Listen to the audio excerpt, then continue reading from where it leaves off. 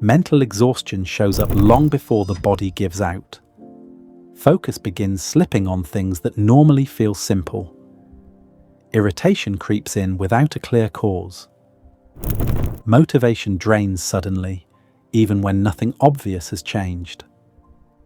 By the time the day ends, the mind feels heavier than the muscles.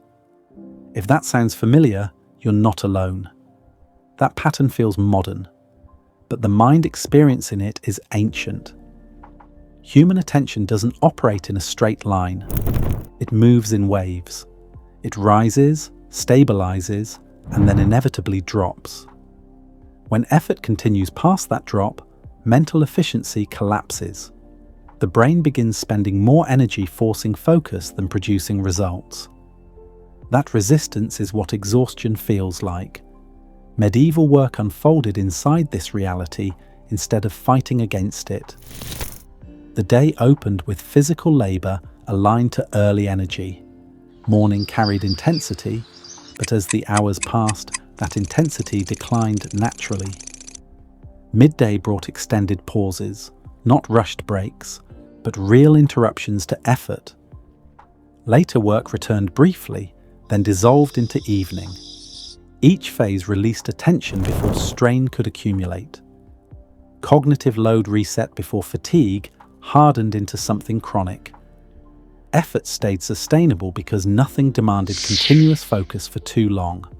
This rhythm limited saturation. Attention loosened before it broke. Tasks themselves reinforced this pattern.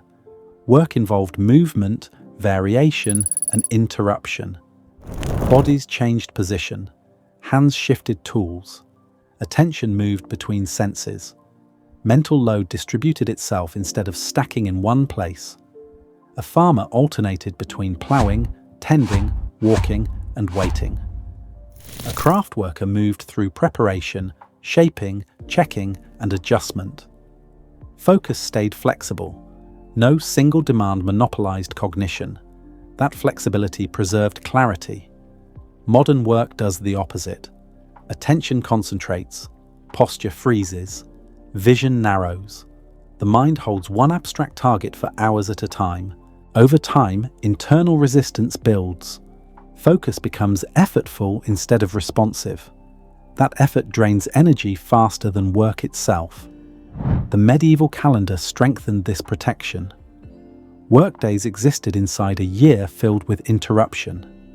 Feast days halted labor entirely. Religious observances paused production. Seasonal shifts limited activity.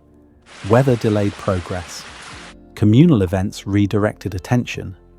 These pauses weren't random, they were frequent and predictable. Recovery repeated before fatigue could compound.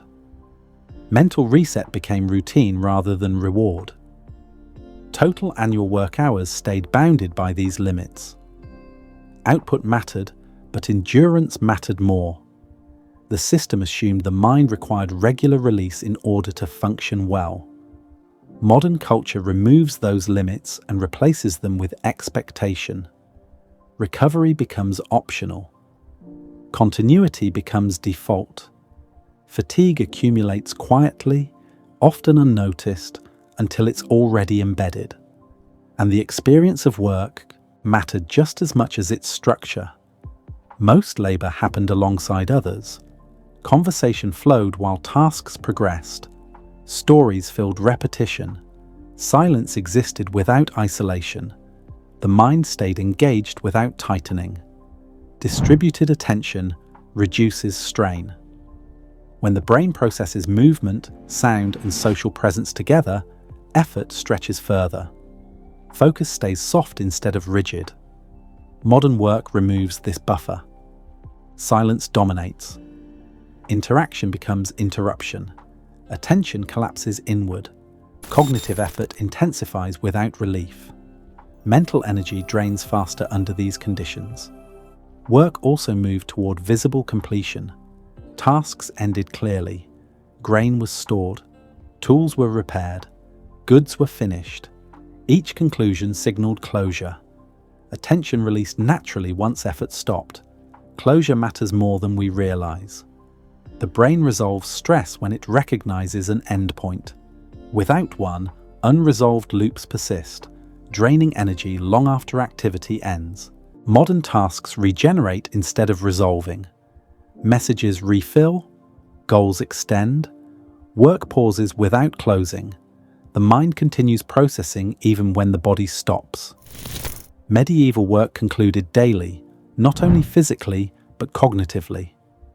Identity remained separate from output. Work defined contribution, not worth. Belonging came from community, ritual, and shared responsibility. Performance didn't renegotiate identity every day. That separation stabilized the nervous system. Effort didn't threaten the self.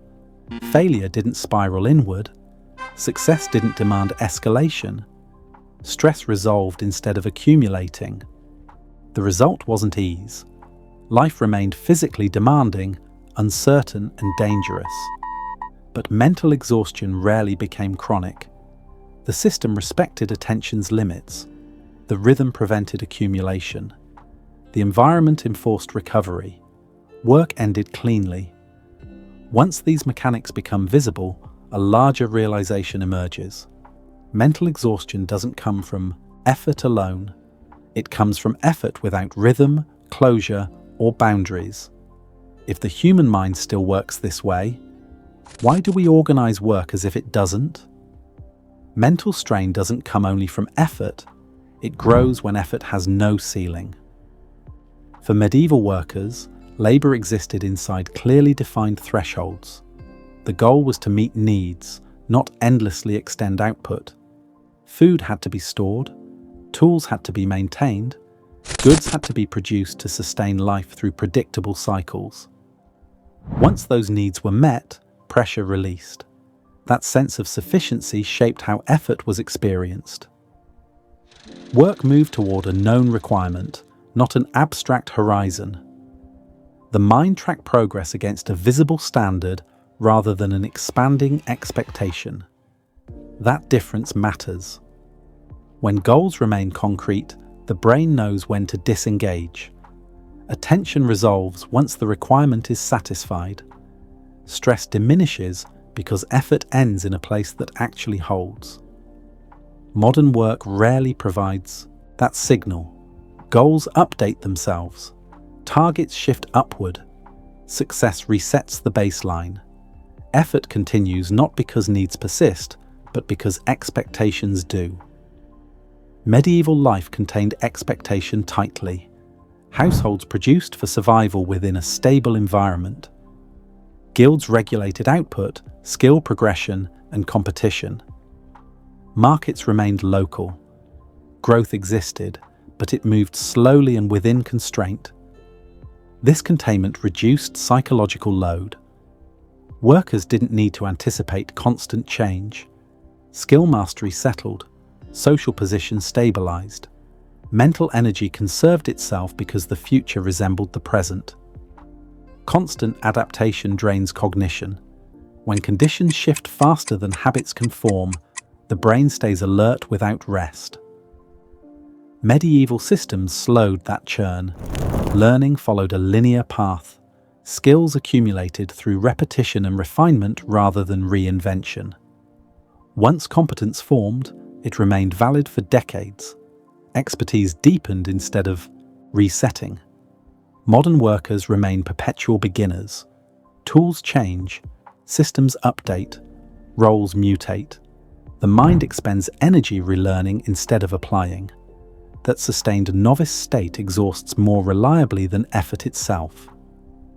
Medieval labor avoided this by narrowing scope. Most people worked within a limited domain for life. That domain expanded in depth, not breadth. Familiarity reduced decision fatigue. Muscle memory replaced deliberation. Expectation also remained external. Failure rarely collapsed inward. Poor harvest reflected weather. Shortages reflected circumstance. Outcomes belonged to shared reality, not personal inadequacy. The self remained intact even when results suffered. Modern systems internalize outcome. Metrics attach directly to identity. Missed goals feel personal. Success demands repetition at higher levels. Pressure migrates inward and stays there.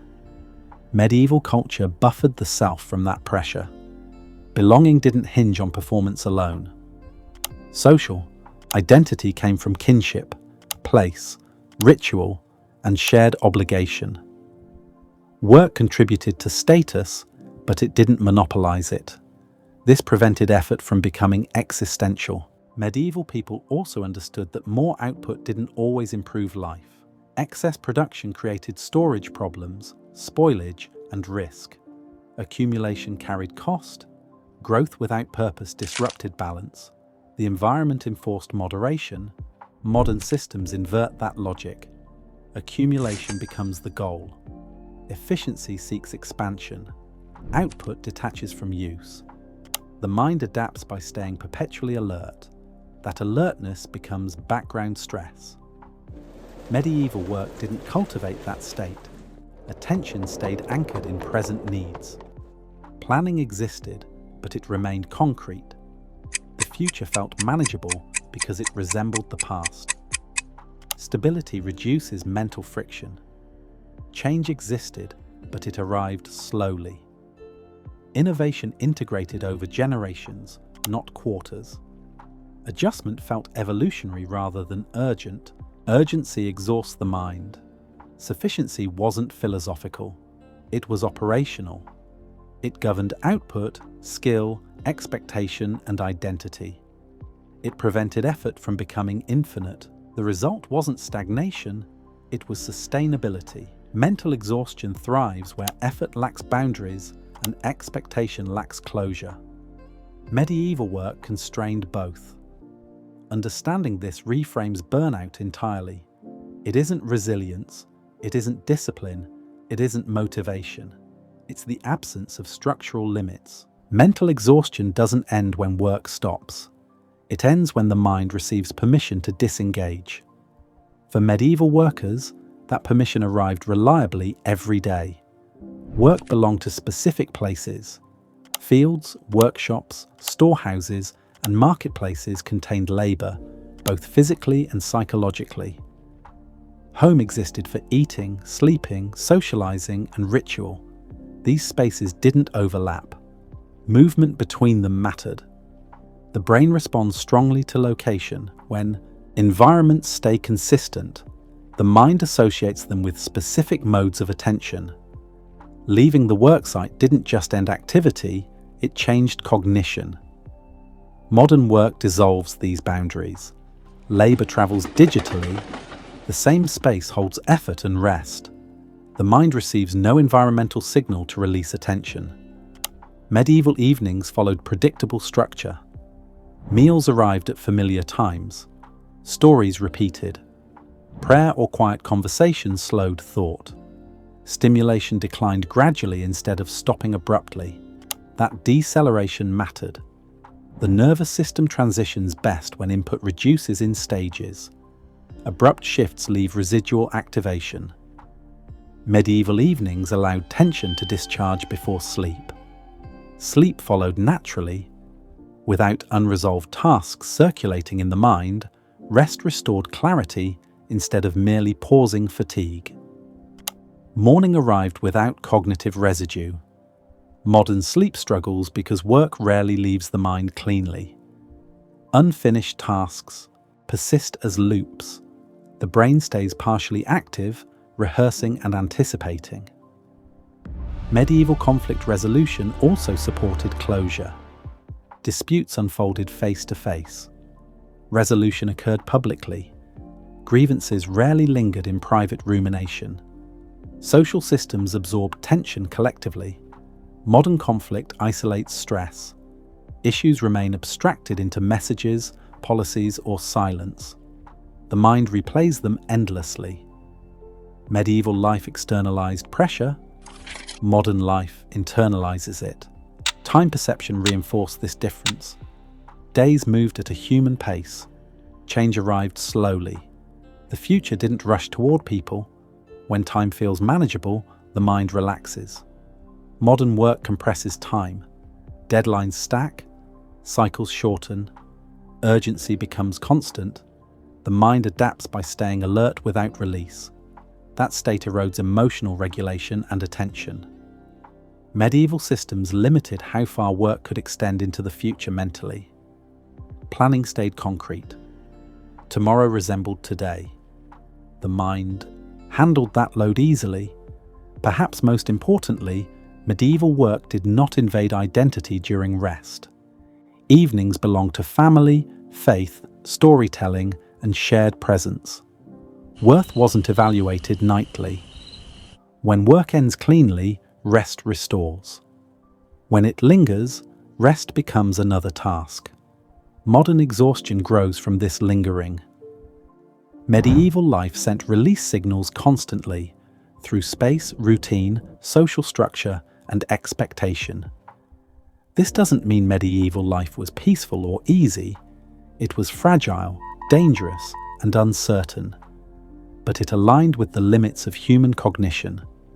Modern life delivers comfort, safety, and longevity, while quietly removing the boundaries that once protected the mind.